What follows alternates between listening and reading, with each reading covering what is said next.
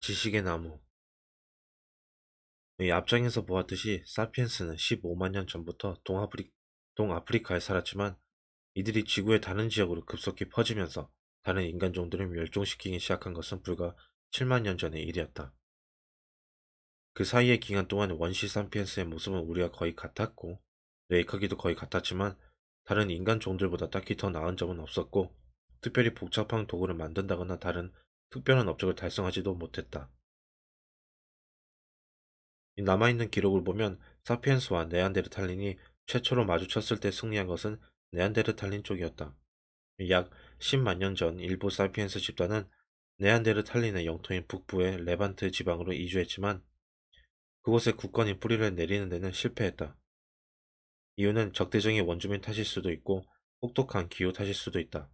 어쩌면 낯선 토착, 기생충 탓일 수도 있다. 이유가 무엇이었든 사피엔스는 결국 후퇴했고 네안데르탈린은 지중해의 주인으로 남았다. 이렇듯 과거 사피엔스의 성과가 신통치 않았던 것을 근거로 일부 학자들은 그들 사피엔스의 뇌 구조가 우리와 달랐던 것이 아닐까 하고 추측하게 되었다. 이 외모는 우리와 비슷했지만 학습, 기억, 의사소통을 하는 인지 능력을 훨씬 뒤떨어진 게 아니었을까. 그런 원시 사피엔스에게 영어를 가르친다거나 기독교 교리가 진리임을 설파한다거나 진화 이론을 이해하게 만드는 것은 아마도 지극히 가망 없는 시도였을 것이다. 거꾸로 우리도 그의 언어나 사고방식을 배우는데 아주 애를 먹었을 것이다.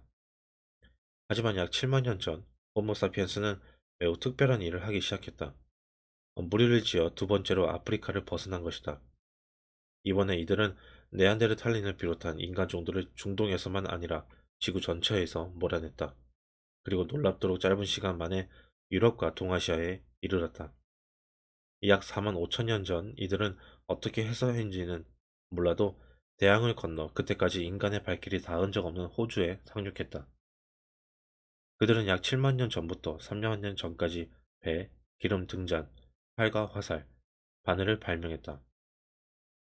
이 예술품이나 장신구라고 분명하게 이름 붙일 만한 최초의 물건들도 이 시기를 출발점으로 하고 있다.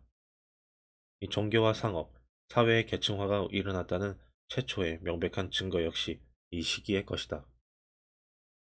이 대부분의 연구자들은 이런 전례 없는 업적이 사피엔스의 인지 능력에 혁명이 일어난 결과라고 믿는다.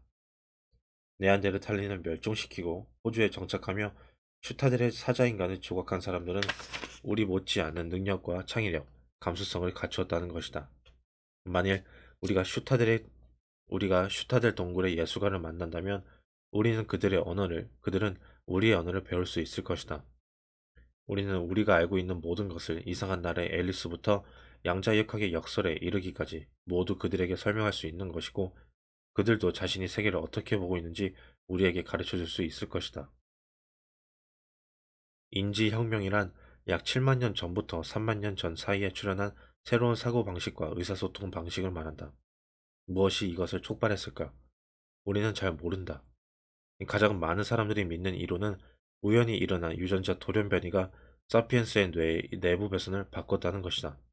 그 덕분에 전에 없던 방식으로 생각할 수 있게 되었으며 완전히 새로운 유형의 언어를 사용해서 의사소통을 할 수 있게 되었다는 것이다. 우리는 이것을 지식의 나무 돌연변이라고 부를 수 있다. 왜 하필 그 돌연변이가 네안데르탈린이 아니라 사피엔스의 DNA에 등장했을까? 우리가 아는 한 그것은 순수한 우연의 산물이었다. 하지만 지식의 나무 돌연변이를 일으킨 원인보다는 그 결과를 이해하는 것이 더욱 중요하다. 새로운 사피엔스의 언어에 또 어떤 특별한 점이 있었기에 사피엔스는 세계를 정복할 수 있었을까?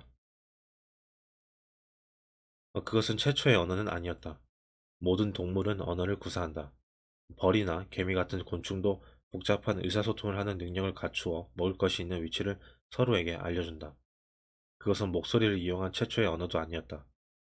유인원과 원숭이의 모든 종을 비롯한 수많은 영장류는 목소리를 사용하는 언어를 가지고 있다. 예컨대 녹색 원숭이는 여러 종류의 울음소리로 의사소통을 한다. 동물학자들은 그 중 한 울음소리의 뜻이 조심해, 독수리야 라는 것을 밝혀냈다. 이 조금 다른 경고 소리는 조심해, 사자야 라는 뜻이었다. 이 과학자들이 원숭이들에게 처음의 소리를 녹음해 들려주었더니 모두 하던 일을 멈추고 공포에 질려 하늘을 올려다보았고 두 번째 소리를 들려주었더니 다들 급히 나무 위로 피신했다.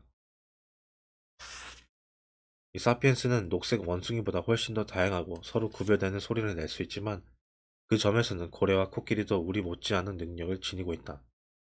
그 점, 앵무새는 알베르트 아인슈타인이 하는 모든 말을 할 수 있을 뿐 아니라 벨소리, 문이 쾅 닫히는 소리, 사이렌 울리는 소리도 흉내낼 수 있다. 아인슈타인이 앵무새보다 나은 점이 있더라도 그것은 목소리와는 관련이 없다. 그렇다면 대체 우리의 언어는 무엇이 특별할까? 이 가장 보편적인 대답은 우리의 언어가 놀라울 정도로 유연하다는 것이다. 우리는 제한된 개수와 제한된 개수의 소리와 기호를 연결해 각기 다른 의미를 지닌 무한한 개수의 문장을 만들 수 있다. 이를 통해 우리 주위 세계에 대한 막대한 양의 정보를 받아들이고 저장하며 소통할 수 있다. 녹색 원숭이도, 녹색 원숭이도 동료들에게 조심해, 사자야 라고 외칠 수 있지만 현대 여성은 친구에게 이렇게 말할 수 있다. 오늘 아침 강이 굽어지는 복, 오늘 아침 강이 굽어지는 곳 부근에서 한 무리의 들소를 쫓는 사자 한 마리를 보았어. 이어서 그녀는 정확한 위치와 그곳까지 가는 여러 길들까지 묘사할 수 있다. 이 정보를 두고 그녀의 무리는 강에 접근해서 사자를 쫓아버리고 들소를 사냥할 것인지에 대해 머리를 맞대고 논의할 수도 있다. 이 두 번째 이론 또한 우리의 언어가 진화한 것은 세상에 대한 정보를 공유하는 수단으로서였다는 데 동의한다. 하지만 여기서는 전달할 가장 중요한 정보가 사자나 들소에 대한 것이 아니라 사람에 대한 것이다. 인간의 언어가 진화한 것은 소문을 이야기하고 수다를 떨기 위해서라는 것이다. 이 이론에 따르면 호모 사피엔스는 무엇보다 사회적 동물이다.